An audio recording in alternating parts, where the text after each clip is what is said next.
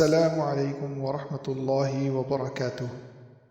قرآنی دعائیں اس سلسلے کے تیسرے حصے پارٹ 3 کے ساتھ آپ کی خدمت میں حاضر ہیں۔ آج ہم آپ کے لیے لے کر آئے ہیں 8 انتہائی بہترین خوبصورت دعائیں جو کہ سورۃ المائدہ، سورۃ الاعراف، سورہ یونس اور سورہ ابراہیم سے لی گئی۔ آئیے چلتے ہیں اپنی ان دعاؤں کی فہرست کی طرف۔ نمبر 1، قرآن کریم پڑھ کر یا سن کر اپنے ایمان کے پختہ ہونے اور ایمان کی گواہی کی دعا۔ نمبر 2، اپنے گناہوں کے اعتراف، اللہ سبحانہ و تعالیٰ سے رحم اور معافی کی دعا۔ نمبر 3، ظالم اور ظلم کا ساتھ دینے یا دانستہ نادانستہ طور پر ان کا اعلی کار بننے سے بچنے کی دعا۔ نمبر 4، قوم پر قابض ظالم گروہوں اور عام لوگوں کے درمیان اللہ سبحانہ و تعالیٰ کے فیصلے کی دعا۔ نمبر 5، مشکل ترین حالات میں بھی صبر و استقامت اور خاتمہ اسلام پر ہونے کی دعا۔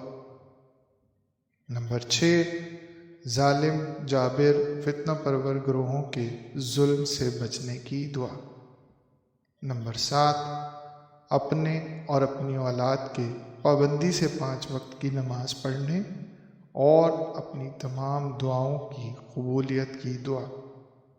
نمبر 8، روز قیامت اپنے والدین اور تمام مومنین کی بخشش کی دعا۔ دعا نمبر 1، سورۃ المائدہ یعنی سورہ نمبر 5 آیت نمبر 83۔ ربنا آمنا فاکتبنا مع الشاہدین۔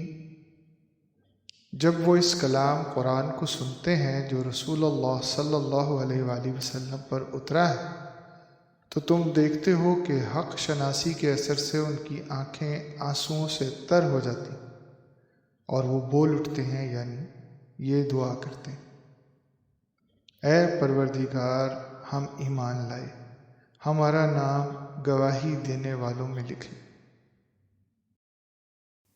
دعا نمبر 2، سورۃ الاعراف یعنی سورہ نمبر 7 آیت نمبر 23۔ ربنا ظلمنا انفسنا وان لم تغفر لنا وترحمنا لنکونن من الخاسرین۔ اے ہمارے رب، ہم سے ہمیشہ کوئی نہ کوئی گناہ غلطی سرزد ہو جاتی اور ہم اپنے اوپر ظلم کر بیٹھتے ہیں۔ اگر آپ ہم سے درگزر نہ فرمائیں گے اور ہم پر رحم نہ کریں گے تو یقیناً ہم تباہ ہو جائیں گے۔ دعا نمبر 3، سورۃ الاعراف یعنی سورہ نمبر 7 آیت نمبر 47۔ ربنا لا تجعلنا مع القوم الظالمین۔ اے ہمارے رب، ہمیں بچا لیں اس بات سے کہ ہمیں دانستہ یا غیر دانستہ طور پر ظالم گروہوں کا ساتھ دینا پڑے یا ہم ان ظالم گروہوں میں شامل ہوں اور آخرت میں دوزخ کا عذاب سہیں۔ دعا نمبر 4، سورۃ الاعراف سورہ نمبر 7 آیت نمبر 89۔ ربنا افتح بیننا وبین قومنا بالحق وانت خیر الفاتحین۔ اے ہمارے رب، ہمارے یعنی عام عوام اور ہماری قوم کے کافر ظالم صاحب اختیار طاقتور بے دین قابض حکمرانوں کے درمیان ٹھیک ٹھیک حق کا فیصلہ کر دے اور آپ ہی بہترین فیصلہ کرنے والے ہیں۔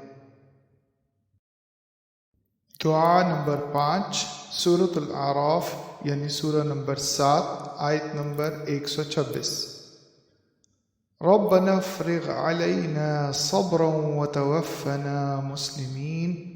اے ہمارے رب، ہر طرح کے شدید اور مشکل ترین حالات میں بھی ہم پر صبر کا فیضان کریں، اور ہمیں دنیا سے اس حال میں اٹھانا کہ ہم آپ کے فرما بردار ہوں، یعنی دین اسلام پر قائم ہوں۔ دعا نمبر 6، سورہ یونس یعنی سورہ نمبر 10 آیت نمبر 85-86 یعنی 85 اور 86۔ ربنا لا تجعلنا فتنة لقوم الظالمین ونجنا برحمتك من القوم الكافرین۔